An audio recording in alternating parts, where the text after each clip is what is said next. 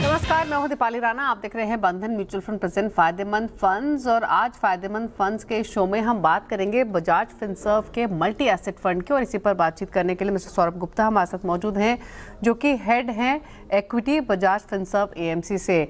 और अगर हम बजाज फिनसर्व के इस मल्टी एसेट फंड की बात करें तो ये जून 2024 में आया था, यानी लगभग 1.5 ईयर इस फंड को हो चुका है।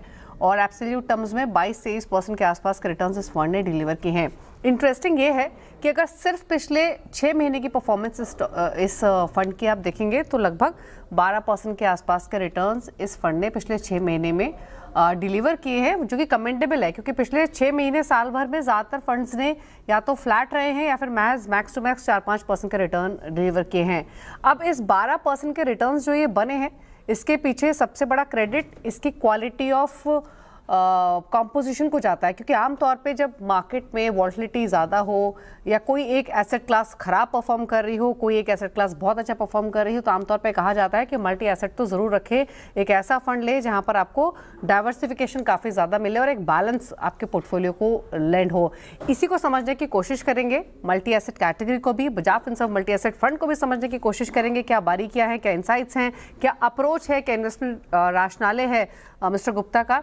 लेकिन उससे पहले व्यू मार्केट्स पर। मिस्टर गुप्ता, स्वागत है आपका इस शो में। और सबसे पहले तो ये बाजार में हो क्या रहा है, मतलब जब लग रहा था कि अब शायद 2026 में हम एंटर कर रहे हैं, हालात बेहतर होंगे, एटलीस्ट निफ्टी नेगेटिव रिटर्न्स तो नहीं दिखाएगा, थोड़ी स्टेबिलिटी आएगी, ये तो जस्ट ऑपोजिट हो रहा है इस साल की शुरुआत से ही।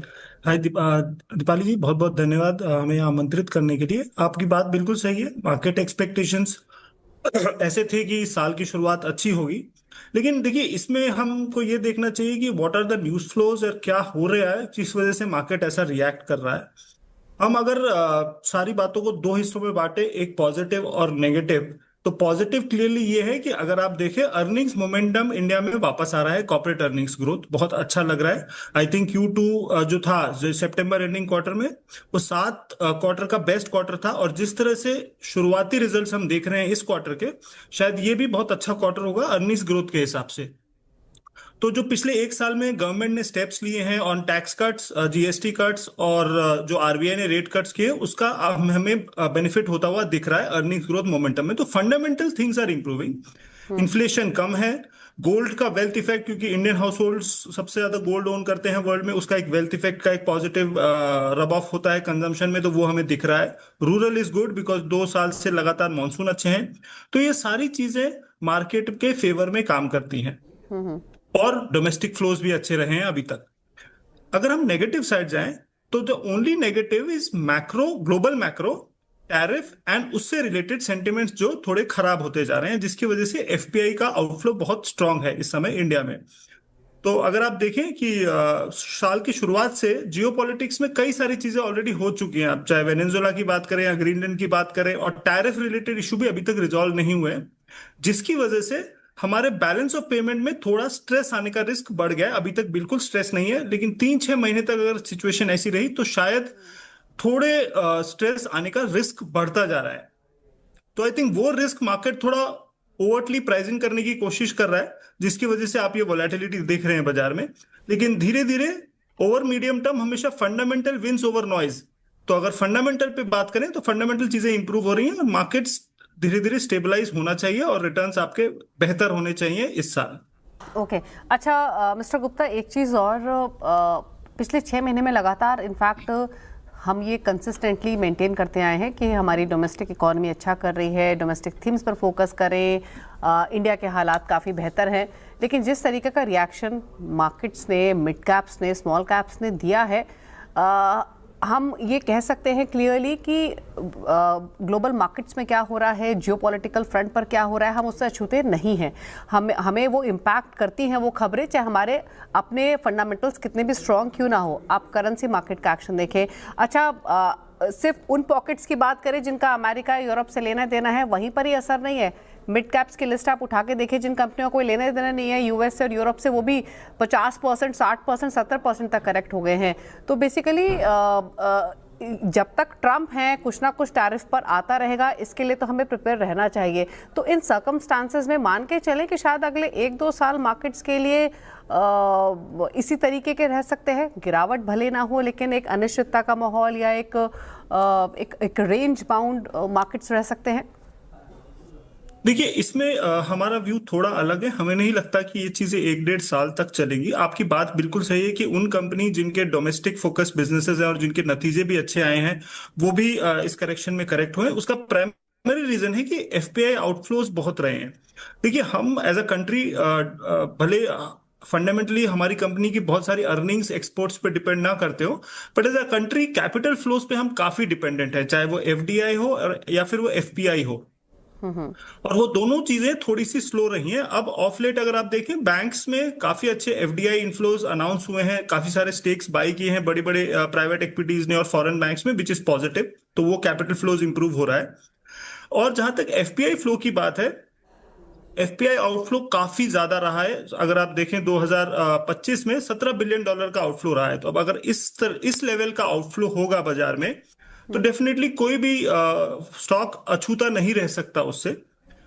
तो वो एक पॉसिबिलिटी है। पर हमें ऐसा लगता है कि अगर ग्रोथ हमारी पिक हो रही है relative to other emerging markets और हमारा वैल्यूएशन अब थोड़ा सा करेक्ट होने लगा है, और अगर बजट में भी थोड़ा सा प्रो ग्रोथ बजट रहा और किसी तरह हमने हमारे फॉरेन इन्वेस्टर्स को ये कन्विंस किया कि रूपी अब स्टेबलाइज होने लगेगा, चाहे गवर्नमेंट उसके लिए कैपिटल फ्लोज अच्छा करे या फिर कुछ पॉलिसी नीति लेके आए, तो हमें ऐसा लगता है कि 2-3 महीने बाद धीरे धीरे आप देखेंगे कि स्टेबलाइजेशन आने लगेगा। इनफैक्ट अगर आप पिछले साल की भी देखें, पिछले साल में भी शुरुआत काफी खराब थी, 2-3 महीने बहुत खराब थे शुरू के, लेकिन इफेक्टिवली एटलीस्ट निफ्टी अगर आप देखें, निफ्टी ने आपको 10% रिटर्न पिछले साल भी दिया था। हमें ऐसा लगता है कि चीजें स्टेबलाइज होने के बाद आपको ब्रॉडर मार्केट में थोड़े बेटर रिटर्न्स इस साल आप एक्सपेक्ट कर सकते हैं। ओके, चलिए, इंटरेस्टिंग है। ब्रॉडर मार्केट से हर कोई बेटर रिटर्न एक्सपेक्ट कर भी रहा है मिस्टर गुप्ता, और होप यही करते हैं कि जिस तरीके की टेंशन, स्ट्रेस, कॉशियसनेस मार्केट में बनी हुई है, जो एप्रीहेंशंस हैं, वो एटलीस्ट बजट के बाद थोड़ी सी स्टेबलाइज होती हुई दिखाई दे। अच्छा, अब आते हैं पहले मल्टी एसेट फंड की कैटेगरी पर। मैं देख रही थी बजाज फिनसर्व के मल्टी एसेट फंड के रिटर्न्स काफ़ी अच्छे रहे हैं। पिछले 6 महीने में 6% के रिटर्न्स रहे हैं। किन फैक्टर्स ने काम किया जिसकी वजह से इस तरीके के रिटर्न्स जनरेट कर पाए इस फंड के थ्रू? प्लस एग्जिस्टिंग मार्केट्स में मल्टी एसेट फंड की पोजीशनिंग आप कैसे देखते हैं? जी, तो आपके पहले सवाल पे हमारी पोजीशनिंग पे मैं बात कर लूं। देखिए, हमारा जो फंड है थोड़ा इक्विटी ओरिएंटेड है, और वो करीबन हम लोग 60 से 65% इक्विटी में है इस समय। And despite equity markets correcting, fund has done well. उसके प्राइमरीली 2 रीजन है। हमारी जो कमोडिटीज साइड जो पोजीशनिंग है वो है, इस समय हम लोग करीबन 17% के आसपास प्रीशियस मेटल्स लिए हुए हैं। हमने करीबन 9 महीने पहले एक कॉल लिया। हमारे कुछ जो इंटरनल हम रेशियोज देखते हैं उसके हिसाब से हमें ऐसा लगा कि हमें सिल्वर में एक अच्छा एक्सपोजर लेना चाहिए, तो हमने एक बड़ा एक्सपोजर सिल्वर में लिया जो कि बहुत अच्छा से काम किया, और गोल्ड भी हमारा एक्सपोजर बहुत अच्छे से काम किया। तो ये 2 हमारे जो एक्सपोजर्स हैं वो बहुत अच्छे से काम किए, जिसकी वजह से आप जो रिटर्न देख रहे हैं वो है। इक्विटी पोर्शन में भी हमने कोशिश की है कि डिस्पाइट हम बीइंग थोड़े इक्विटी ओरिएंटेड, हमने डिविडेंड यील्ड स्ट्रैटेजी को मूलभूत बनाया है इस स्ट्रैटेजी, इक्विटी स्ट्रैटेजी में मल्टी एसेट के लिए। तो हम कोशिश करते हैं कि हमारी जो इक्विटी पोर्टफोलियो है उसका डिविडेंड यील्ड अच्छा हो। तो अगर एक फॉलिंग इंटरेस्ट रेट एनवायरनमेंट में अगर कोई कंपनी अच्छा डिविडेंड दे रही है और उसमें डिविडेंड ग्रोथ की पॉसिबिलिटी है, वो stocks starts to outperform. तो ये 2-3 फैक्टर्स हमारे लिए काम किए हैं हमारे मल्टी एसेट में, जिसकी वजह से आप इतने अच्छे रिटर्न्स देख पा रहे हैं। और एग्जिस्टिंग मार्केट में multi asset category of fund की पोजीशनिंग आप कैसे देखते हैं? देखिए, multi asset as a category बड़ा इंटरेस्टिंग कैटेगरी है दीपाली। देखिए, इसमें है ना, आप बहुत सारे टाइप के फंड्स देख सकते हैं। इसमें बहुत सारे फंड्स ऐसे हैं जो कि बहुत इक्विटी ओरिएंटेड है, जैसे हमारे जैसे, जो कि 60-65% तक इक्विटी रखते हैं। यहाँ पे बहुत, और उसी टाइप के उनके बेंचमार्क भी होते हैं। कुछ फंड्स आप देखेंगे कि 25-30% इक्विटी रखते हैं, कुछ ज्यादा बड़ा आर्बिट्राज बुक रखते हैं। तो ये एक बड़ा हेट्रोजेनस कैटेगरी है। यहाँ पे इन्वेस्टर्स अपने सोच के हिसाब से, अपने थॉट प्रोसेस के हिसाब से अपना प्रोडक्ट चूज कर सकता है। ये कैटेगरी ऐसी है जहां पे एक फंड दूसरे फंड से बहुत अलग है। ये किसी और डाइवर्सिफाइड इक्विटी जैसा नहीं है कि भाई आप अगर लार्ज कैप ले रहे हैं तो 65% फंड का 65% लार्ज कंपनीज में ही होना चाहिए। यहाँ पे काफी सारे फंड बहुत डिफरेंट हैं। कुछ इक्विटी ओरिएंटेड है, किसी कुछ ने मिडिल पाथ लिया है, किसी ने कुछ डेट ओरिएंटेड है। तो जिस तरह से लोगों को लगता है, धारणा उनके डाइवर्सिफिकेशन में कौन सा फंड बेस्ट सूटेबल है, उस तरह से उन लोगों को फंड चुनने की सहूलियत देता है ये सेगमेंट। ओके। अच्छा, Bajaj Finserv multi asset fund की ही स्पेसिफिकली बात करते हैं मिस्टर गुप्ता। जैसे आपने अभी बताया कि जो आपका एलोकेशन रहा प्रेशियस मेटल्स ने, उसने काफ़ी हेल्प की अच्छे रिटर्न्स जनरेट करने में। 17% के आसपास का आपने कॉम्पोजिशन बताया, तो बहुत इंपॉर्टेंट है फिर ऐसे में आपसे ये जानना कि यहाँ से आपका आउटलुक प्रेशियस मेटल्स को लेकर क्या है, या फिर आपकी अप्रोच जो मौजूदा मार्केट में है प्रेशियस मेटल्स पर, आप उसी को रिटेन करेंगे क्या? क्योंकि आप देखिए जनवरी, इनफैक्ट दिसंबर एंड में, जनवरी की शुरुआत में हमने काफ़ी एक्सपर्ट से बातचीत की गोल्ड सिल्वर को लेकर। सबका मानना ये था कि अब शायद थोड़ा सा ठहराव आएगा, पैसा तो बनेगा लेकिन उस इंटेंसिटी से नहीं। जो टारगेट 2026 ओवरऑल थे उनको भी ओवरशूट किया है सिल्वर ने और गोल्ड ने। आप देखिए सिर्फ जनवरी की शुरुआत से लेकर अब तक की 27-28% के आसपास आई एम श्योर सिल्वर चल चुका है। तो आपकी अप्रोच क्या है अभी प्रेशियस मेटल्स को लेकर थ्रू दिस फंड? जी, देखिए, सबसे पहले अगर हम गोल्ड की बात करें तो गोल्ड, अगर आप बैकग्राउंड समझे एकदम आसान शब्दों में कि गोल्ड कब अच्छा करता है। देखिए, अगर दुनिया में फाइनेंशियल वॉलेटिलिटी बहुत हाई हो तो सब लोग यूएस डॉलर की तरफ जाते हैं, और अगर यूएस और यूएस डॉलर में वॉलेटिलिटी हो, रिस्क हो, तो लोग गोल्ड की तरफ आते हैं। तो हमें ऐसा लगता है कि जिस तरह से पॉलिसी चेंजेस एक एक ट्वीट पे हो रहे हैं वर्ल्ड की लार्जेस्ट इकोनॉमी के, जिस तरह से वो जियोपॉलिटिकली चीजें करने की कोशिश कर रहे हैं, चाहे वो कहीं का प्रेसिडेंट आप चेंज करने की कोशिश कर रहे हैं, जो भी चीजें कर रहे हैं, that brings a lot of volatility in terms of what is happening in US economy और यूएस डॉलर। तो ऐसे माहौल में हमें ऐसा लगता है अगर ये माहौल थोड़े समय और रहा तो गोल्ड अच्छा ही करेगा यहां से भी। तो हमारा व्यू है कि गोल्ड हम अभी हमने रखा हुआ है और हम उसको अभी मेंटेन करेंगे और शायद थोड़ा बढ़ाएं। सिल्वर हमेशा एक हाई बीटा गोल्ड की तरह ट्रीट करता है। सिल्वर में मूव काफी हाइपरबॉलिक रहा है, तो हमें ऐसा लगता है कि डेफिनेटली ये समय सिल्वर में और एक्सपोजर लेने का नहीं है। इनफैक्ट हम थोड़ा सा इसमें प्रॉफिट बुक करके we are moving towards gold.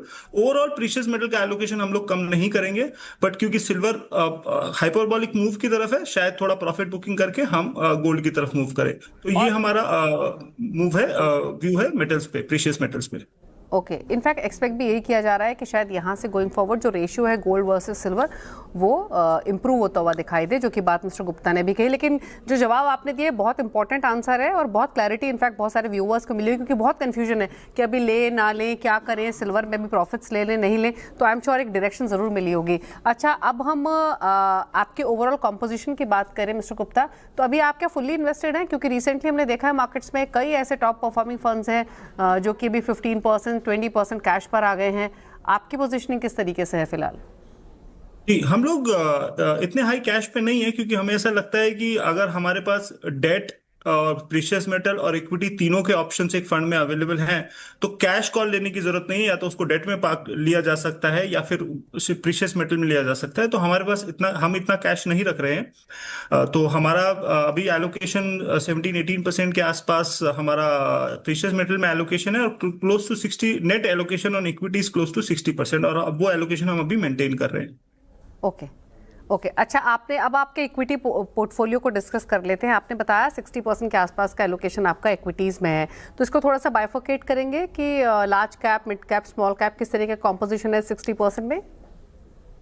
जी, देखिए, हमारा पोजीशनिंग लार्ज कैप की तरफ ज्यादा है और मिड एंड स्मॉल कैप की तरफ थोड़ा कम है इस समय।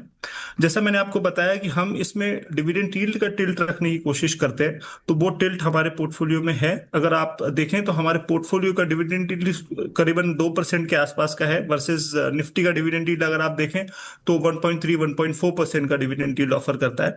डिविडेंड यील्ड से देखिए दो फायदे हो जाते हैं। एक तो multi asset as a category, ऐसे बहुत सारे निवेशक होते हैं मल्टी एसेट में जो कि एक रेगुलर इनकम चाहते हैं, तो डिविडेंड यील्ड स्ट्रेटजी वो हेल्प करता है कि मिनिमम आपको 2% का डिविडेंड यील्ड, 2 से 2.25% का डिविडेंड यील्ड ऑफर किया जाए।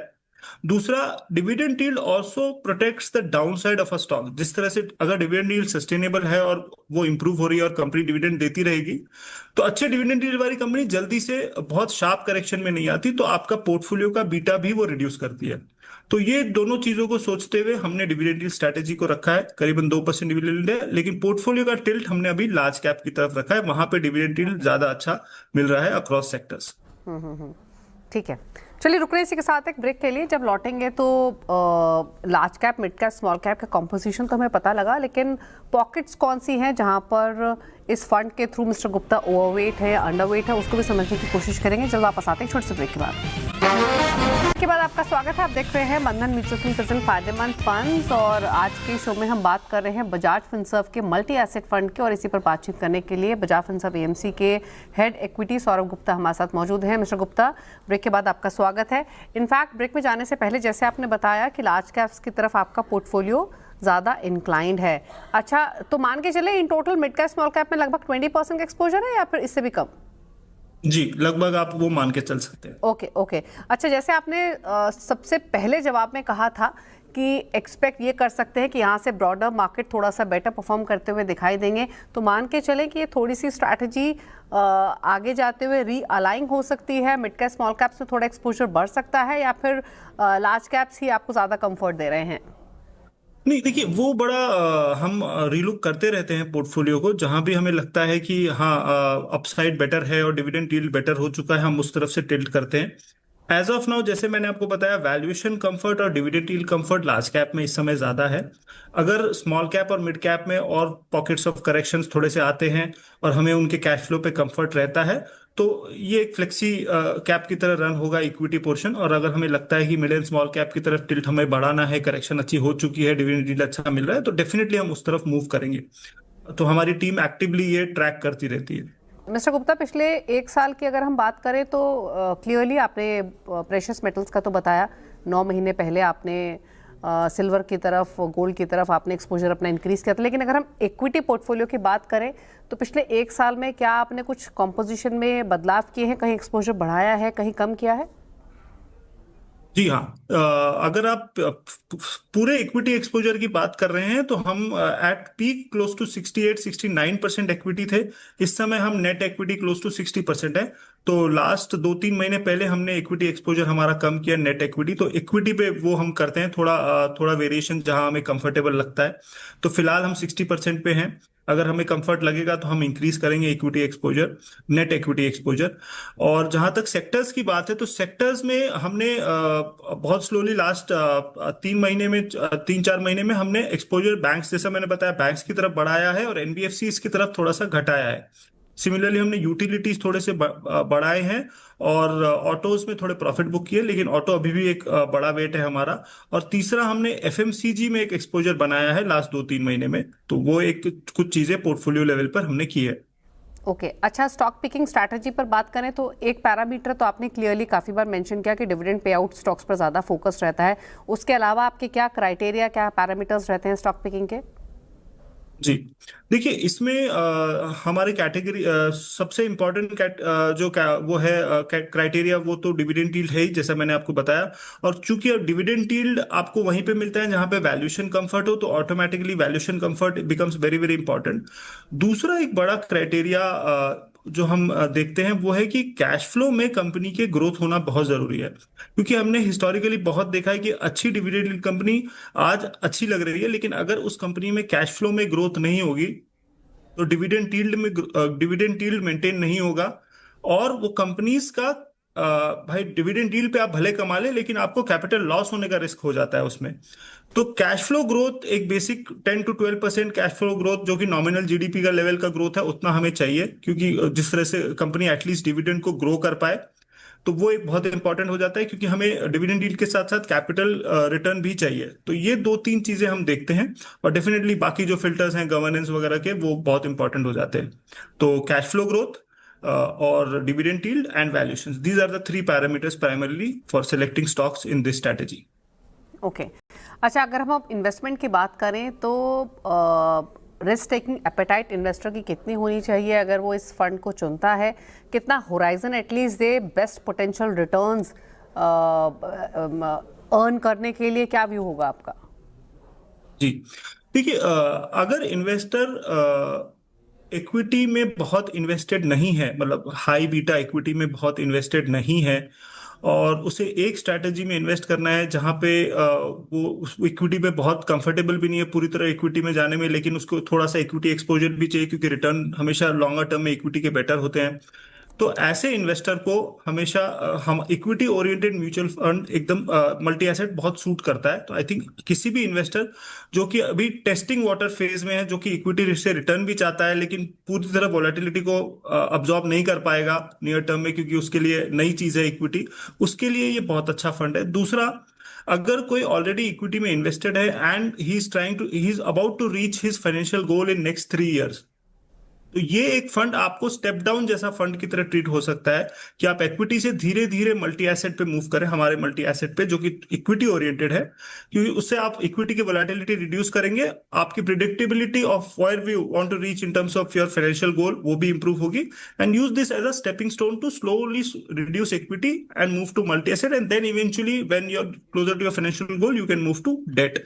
सो ये दो टाइप के इन्वेस्टर्स के लिए हमारा फंड बहुत सूटेबल है। Ideally equity oriented multi asset है, तो अगर आप 3 साल का व्यू रखेंगे तो अच्छे रिजल्ट्स आप प्राप्त कर सकते हैं इस स्ट्रेटेजी से।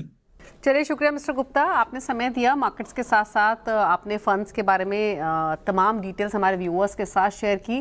Thank you so much for lending us time and congratulations, अच्छे नंबर्स रिटर्न वाइज आपने रिपोर्ट किए हैं, एंड गुड लक आगे की प्लानिंग स्ट्रैटेजी के लिए, and thank you so much. तो बहुत बहुत धन्यवाद। तो आज के शो में चर्चा हुई बजाज फिनसर्व के मल्टी एसेट फंड की, और तमाम बारीकियां पर मिस्टर गुप्ता ने बताई। इस फंड को लेकर 12% के रिटर्न पिछले 6 महीने में जनरेट हुए हैं, और सिंस इंसेप्शन पिछले 1.5 सालों में 22-23% के रिटर्न्स डिलीवर किए हैं। और सबसे अच्छी बात यह है multi asset category of fund की कि यहाँ आपको एक डाइवर्स्ड अप्रोच मिलती है एक्विटीज़ में भी, लार्ज मिड स्मॉल, और मोस्ट इंपॉर्टेंट यहाँ डेट का एलिमेंट भी होता है। तो अगर कोई एक एसेट क्लास परफॉर्म नहीं कर रही है, दूसरी परफॉर्म कर रही है, तो उसका एडवांटेज आपको मिलता है। चलिए, इसी के साथ इस शो में तो इतना ही। ब्रेकफास्ट वार भी खबरें जारी है CNBC आवाज़ पर। नमस्कार।